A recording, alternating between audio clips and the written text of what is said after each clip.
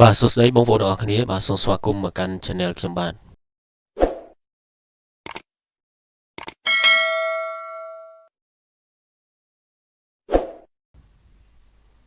បាទយើងបន្តមកមេរៀនយើងទៀតថ្ងៃនេះខ្ញុំអឺធ្វើវីដេអូចែករំលែកមួយសម្រាប់បងប្អូនឬក៏លោកគ្រូអ្នកគ្រូដែលចង់ធ្វើជាបាទតារាងដើម្បីស្វែងរកបន្ទុកសរុបមធ្យមភាគចំណាត់ថ្នាក់ព្រមទាំងនីតិផងដែរអញ្ចឹងទេ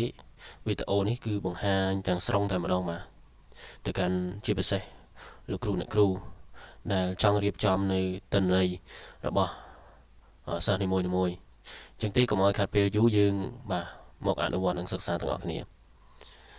បាទដោយខ្ញុំបានរៀបចំនៅតារាងមួយនេះដើម្បីធ្វើបទបង្ហាញទៅកាន់បងប្អូនទាំងអស់គ្នាកន្លែងនេះផងដែរបាទខ្ញុំធ្វើតែរូបមន្តទេបងប្អូនបាទខ្ញុំអត់បំពេញទិន្នន័យនៅក្នុងបន្ទុកក្នុងចន្លោះនីមួយៗទេអញ្ចឹងទេខ្ញុំបាទបងប្អូនបាទសិក្សាទាំងអស់គ្នាកន្លែងបន្ទុកសរុបនេះបងប្អូនបាទរូបមន្តបន្ទុកសរុបបើសិនជាបងប្អូនបាទបានមើលវីដេអូខ្ញុំមុនបាទបងប្អូនប្រហែលជាចេះហើយសម្រាប់បន្ទុកសរុបដើម្បីយើងបូកបន្ទុកឬក៏បូកចំនួនណាមួយយើងត្រូវប្រើរូបមន្តអីបងប្អូនបាទគឺបាទយើងវាយសញ្ញាស្មើមួយគឺយើងប្រើរូបមន្តសាំបាទយើងវាយ SUM មកហើយបងប្អូនបាទចុច key tab មួយបងប្អូនបាទយើងនឹងទទួលបានវងកញ្ចក់ហើយបន្ទាប់មកបងប្អូនបាទចង់បូកពីណាទៅណាគឺយើងចង់បូកពីបន្ទុកបាទភាសាខ្មែរនេះបាទមកដល់ប្រវត្តិបាទដោយសារខ្ញុំអត់បានបំពេញគ្រប់មុខវិជ្ជាទេបងប្អូនដោយការលើកនេះគឺលើកជាទីហោទេបងប្អូន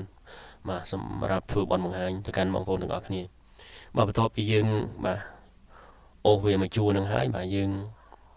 បិទវងកញ្ចក់មកបងប្អូនបាទហើយចុច enter បាទសម្រាប់ទិន្នន័យកន្លែងនេះដែរបាទពេលយើង enter ទៅវាអត់ចេញអត់មានទិន្នន័យទេបងប្អូនមាន0ដោយសារយើងអត់ទាន់បានបំពេញបន្ទុកនៅទីតាំងនេះឧទាហរណ៍ខ្ញុំបំពេញនៅទីតាំងនេះបាទបន្ទុកបាទ75ហើយខ្ញុំ enter បងប្អូនបាទ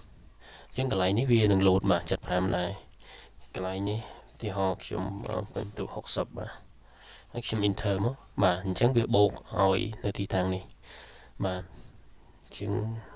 យើងចាប់បាទដាក់មកយើងឲ្យចេញសញ្ញាលេខបូកមកបាទយើងអូសមកខាងក្រោមមកបងប្អូនបាទអូសឲ្យអស់ទិន្នន័យរបស់យើងមកបាទអញ្ចឹងវាក្រោមនេះដោយសារយើងអត់ទាន់មកបំពេញអញ្ចឹងវាចេញលេខ0បាទយើងចូលមកដល់មធ្យមភាគសម្រាប់មធ្យមភាគផងដែរបាទជាទូទៅបងប្អូនបាទប្រើនៅរូបមន្ត average ប៉ុន្តែនៅទីនេះគឺដោយសារមុខវិជ្ជា2មុខវិជ្ជានេះបងប្អូនបាទវាមានមេគុណនឹង2អញ្ចឹងបន្ទុកសរុបបាទខ្ញុំឧទាហរណ៍ថារូបគីមីភូមិប្រវត្តិបន្ទុកពេញគឺតែ50បន្ទុកទេប៉ុន្តែសម្រាប់ដោយឡែកខ្មែរហើយនិងគណិតគឺបន្ទុកពេញ100អញ្ចឹងទៅបងប្អូនបាទ100អញ្ចឹងទៅអញ្ចឹងវាមានមេគុណ2អញ្ចឹងកន្លែងនេះបងប្អូនបាទគ្រាន់តែបាទយើងវាសញ្ញាស្មើមកហើយបងប្អូនបាទចុចនៅកន្លែងបាទទីតាំងបន្ទុកសរុបនេះបាទយើងយកចែកនឹងប្រមាណបងប្អូនបាទអញ្ចឹងយើងចុចសញ្ញាចែកមកចែកមធ្យមភាគឥឡូវខ្ញុំរាប់មួយមុខវិជ្ជា2 3 4 5 6 6មុខវិជ្ជាដោយសារគណិតហើយនឹងរូបអូអធិស្ឋានបាទខ្មែរហើយនឹងគណិតនេះវាមានមេគុណនឹង2អញ្ចឹងកន្លែងនេះ6មុខវិជ្ជាអញ្ចឹងបូក1បូកខ្មែរមួយទៀតបូកគណិតមួយទៀតអញ្ចឹងយើងគិតមធ្យមភាគគឺ8អញ្ចឹងយើងត្រូវយកចំនួនសរុបចែកនឹង8មកបងប្អូនបាទចែក8ហើយយើង enter បងប្អូនបាទនេះមធ្យមភាគវាលោតឲ្យទាំងនេះបាទអញ្ចឹងយើងចាប់អូសមកខាងក្រោមមកដល់ទិន្នន័យរបស់យើងហើយចំណាត់ថ្នាក់យើងមកដល់ចំណាត់ថ្នាក់យើងបាទយើងត្រូវប្រើរូបមន្តបាទយើងវាសញ្ញាស្មើមកយើងប្រើរូបមន្ត rank បងប្អូន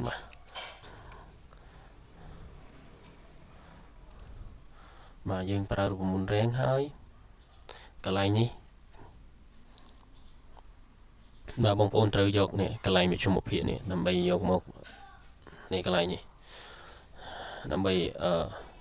យកធ្វើជាចំណាត់ថ្នាក់អញ្ចឹងទៅខ្ញុំคลิกលើនេះមួយបាទបន្ទាប់មក បាទបន្ទាប់មកបងប្អូនបាទចុចសញ្ញាក្បៀសមួយបងប្អូនបាទយើងក្បៀសមួយហើយយើងអូសនេះអូសកន្លែងមជ្ឈមភាគទាំងអស់មកបងប្អូនបាទអូសមកដល់ក្រោមមកមកជួរហ្នឹងមកដល់ក្រោមនេះហើយបាទហើយយើងប្រើនៅ key មួយបាទគឺ key F4 បាទ key F4 នេះដើម្បីអីនេះបងប្អូនឃើញចេញសញ្ញានេះដុល្លារនេះបងប្អូនបាទ key F4 នេះគឺជា key មួយសម្រាប់ចងរូបមន្តបាទអញ្ចឹងយើងបិទមកវិញមកបាទយើង enter បាទចំណាត់ថ្នាក់អញ្ចឹងលេខ1ចំណាត់ថ្នាក់លេខ1ដោយសារនៅទីតាំងនេះបាទវាមានមកពេញបន្ទុកអញ្ចឹងណាបងប្អូនបាទអញ្ចឹងបន្ទុកខ្ពស់ជាងគេគឺលេខ1ឥឡូវខ្ញុំអូសមកខាងក្រោមប្រកាសជាក្នុងវានឹងចេញជាមួយលេខប្រមាណខ្ញុំថាលេខ2បងប្អូនបាទបន្ទាប់ដោយសារតនន័យនៅទីនេះគឺ0នឹងអស់ហើយខាងលើនេះចំណាត់ថ្នាក់គឺលេខ1ហើយដោយសារគេមានបន្ទុកសម្រាប់បងប្អូនខាងក្រោមមកគាត់អត់មានបន្ទុកទេអញ្ចឹងលេខ2ទាំងអស់អញ្ចឹងចុចលេខ2ឃើញទេបងប្អូនបាទអញ្ចឹងឧទាហរណ៍បំពេញនៅបាទមុខវិជ្ជាគីមីនេះមួយបាទគាត់មាន50បន្ទុកពេញបើសិនជាបងប្អូនបាទគ្រាន់តែបំពេញនៅទីតាំងនេះគឺវានឹង load បាទ enter បាទកន្លែងហ្នឹងជាប់លេខ2ឃើញកន្លែងនេះជាប់លេខ2ហើយអ្នកបន្ទាប់បាទដែលអត់មានបន្ទុកនៅក្នុងតារាងនេះគឺប្រកាសជាគាត់ជាប់លេខ3អញ្ចឹងទៅបាទសង្ឃឹមបងប្អូននឹងយល់ទេបងប្អូនបាទបន្ទាប់មកបងប្អូនបាទយើងមកដល់កន្លែងនិទេសបាទលើខ្ញុំសូមចាប់បាទវាធំតិចដោយសារយើងតម្រូវឲ្យសរសេររូបមន្តរៀងវែងដែរបងប្អូនបាទអញ្ចឹងមកដល់កន្លែងនិទេសនេះបងប្អូនបាទអញ្ចឹងមកដល់កន្លែងនិទេសនេះយើងត្រូវប្រើរូបមន្តបាទដើម្បីដាក់និទេសបានយើងប្រើរូបមន្តបាទយើងសញ្ញាស្មើមួយយើងវាអក្សរ IF បាទដើម្បីបានវងកញ្ចក់យើងចុច key tab មួយមកបងប្អូនបាទបន្ទាប់មកបងប្អូនត្រូវយកកន្លែងណាបាទគឺយើងយកកន្លែងមជ្ឈមភាគដើម្បីបាទកំណត់នៅនិទេសបាទអញ្ចឹងកន្លែងមជ្ឈមភាគនេះយើងចុចវាមួយមកហើយបងប្អូនបាទចុចសញ្ញាតូចជាងប៉ះសិនបាទមជ្ឈមភាគតូចជាង25បាទយើងវា25លេខ25មកហើយយើងក្បៀសមួយបាទតូចជាង25យ៉ាងម៉េចបងប្អូនបាទអញ្ចឹងបើសិនជាបន្ទុកបាទសិស្សនីមួយមជ្ឈមភាគរបស់គាត់តូចជាង25គឺមានន័យថាខ្សោយអញ្ចឹងយើងវាយពាក្យបាទខ្សោយមកបងប្អូនបាទយើងបើកធ្មេញកដោមួយហើយយើងវាយពាក្យថាខ្សោយបាទអញ្ចឹងយើងបិទធ្មេញកដោវិញបាទបញ្ជាក់បងប្អូនបាទសិនជាស្រ័យបងបើយើងអត់បើកធ្មេញកដោទេគឺវាអត់លោតឲ្យទេបងប្អូនបាទវាអត់ស្គាល់អញ្ចឹងណាអញ្ចឹងយើងបានមួយហើយបើសិនជាបាទមជ្ឈមភាគតូចជាង25គឺមានន័យថាគាត់ខ្សោយជាមួយទៀតបាទសម្រាប់លក្ខខណ្ឌផ្សេងទៀតបើសិនជាបាទអញ្ចឹងយើងក្បៀសមួយមកអញ្ចឹងយើងប្រើរូបមន្ត if ទៀតដដែលបាទយើង key tab មួយមកបើសិនជាបាទសញ្ញាតូចជាង1បាទអធិស្ឋានបើសិនជាយើងចុចលើមជ្ឈមភាគនេះសិនបាទបើសិនជាមជ្ឈមភាគតូចជាងបាទ40មកខ្ញុំដាក់40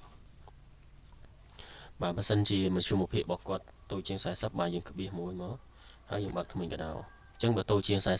40មានន័យថាមធ្យមអញ្ចឹងយើងដាក់មធ្យមបាទជាស្អីមធ្យមហើយបងប្អូនបិទធ្មេញកដោវិញបើសិនជាបន្ទុកគាត់បាទតូចជាងបាទកន្លែងនេះតូចជាង40ប៉ុន្តែលើ25អញ្ចឹងមានន័យថាបន្ទុករបស់គាត់មធ្យមនេះជាឧទាហរណ៍ទេបងប្អូនបាទបើជាក់លាក់ខ្ញុំអត់ដឹងថាបន្ទុកបាទជាមធ្យមអានឹងយើងដាក់ទៅតាមលក្ខខណ្ឌទៅបងប្អូនបាទយើងនិយាយចែកកន្លែងមជ្ឈមភាគនេះមកអញ្ចឹងខ្ញុំដាក់នេះជាឧទាហរណ៍សម្រាប់បងប្អូនបាទអញ្ចឹងយើងក្បៀសទៀតបាទយើងក្បៀសហើយយើងប្រើលក្ខខណ្ឌមួយទៀតបាទ if ដដែលបងប្អូន key tab មួយហើយបងប្អូនបាទ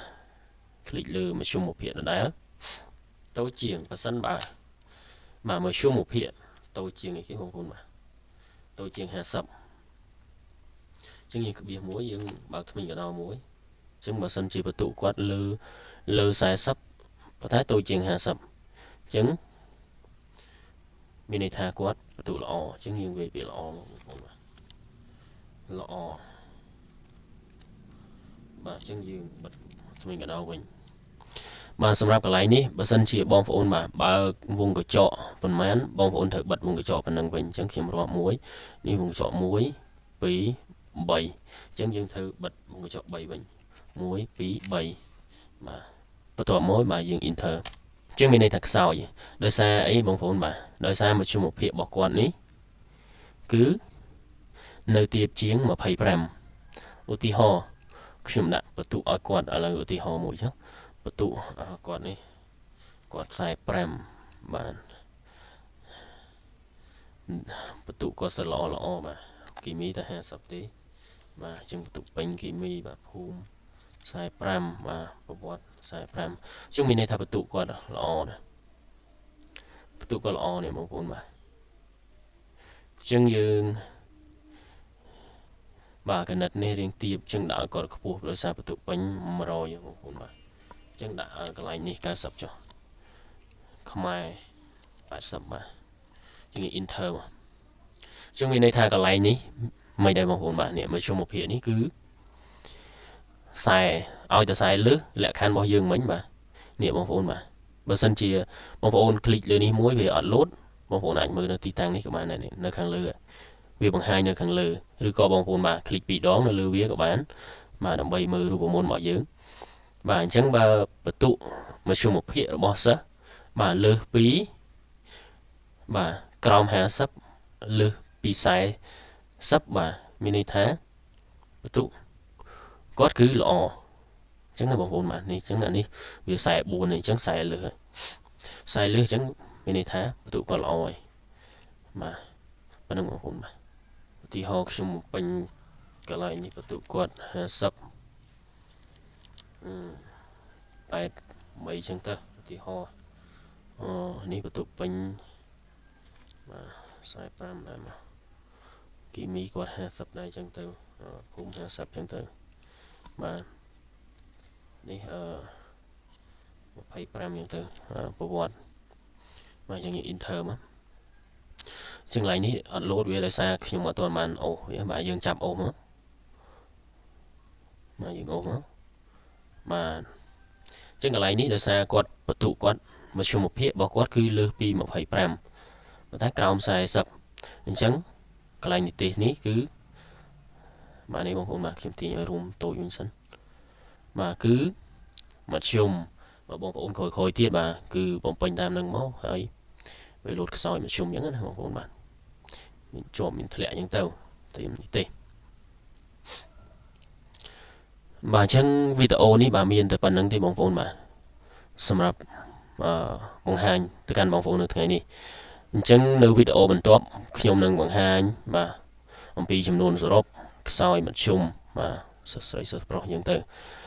បាទអញ្ចឹងសង្ឃឹមថាបងប្អូនបាទនឹងតាមទាន់ទាំងអស់គ្នាបើសិនជាបងប្អូនបាទមានចម្ងល់ត្រង់ណាបងប្អូនអាច comment នៅក្នុងវីដេអូនេះក៏បានឬក៏បងប្អូនអាចទំនាក់ទំនងមកកាន់ Telegram ខ្ញុំផ្ទាល់ដែលខ្ញុំដាក់ link នៅខាងក្រោម channel របស់ខ្ញុំបានអញ្ចឹងសូមអរគុណសូមគោរពលាបាទជួបគ្នានៅវីដេអូបាទបន្តទៀត